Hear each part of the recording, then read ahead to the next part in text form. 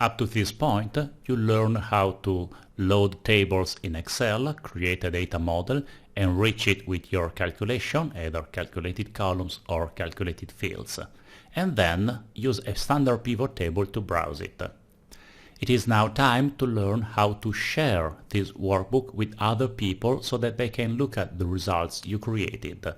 This is something that you can do using the Power BI suite from Microsoft. So we start from the report we created inside Excel, and we add a slicer for the year. If you simply select the year and add it as a slicer, then in Power Pivot we have the option of aligning it so it's easier to look at. The slicer acts as a filter. You can see that selecting different years, the numbers change to reflect the selection that you have done. Now the report became an interactive report that can change its result in an easy way. But now we want to share this report with other people. To do that, we save it to Power BI. From inside Excel, we simply select Save As, and we go to the shared documents of a Power BI tenant we created. The name is Final Demo, and we save it inside SharePoint, so it will be no longer in our computer, but on the cloud. It takes some time, and if you look at the bottom, you see that saving happens in the background. And it does not say save, but uploading to SharePoint. Depending on size and connection speed, this might take a few seconds or a few minutes.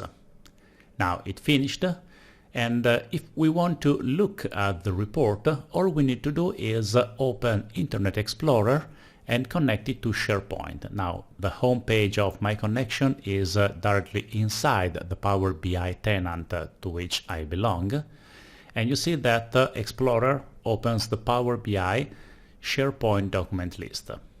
It is not very fast, but that's just my internet connection speed. Once it will have finished, you will see all the reports that other people saved inside this Power BI tenant. There are many, and among the many there is Final Demo, which is the workbook on which we were working. There is no preview because it is not still enabled for Power BI.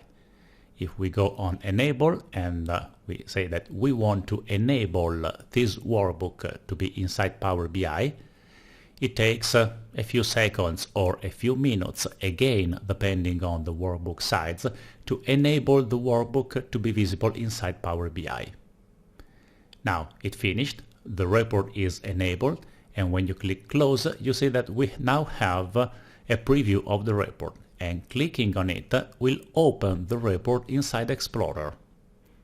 This is not Excel. It looks very similar to Excel, but it is not. It's just a window inside Explorer, but it works like Excel and it is still interactive, so you can see that we can change the year, and the report, the interactive report we created, show numbers. So you can see that using Power Pivot and finally publishing on Power BI, we are able to create reports starting from our data model, enriching it with calculation, and finally publishing on the cloud so that other people can easily look at it from wherever they are.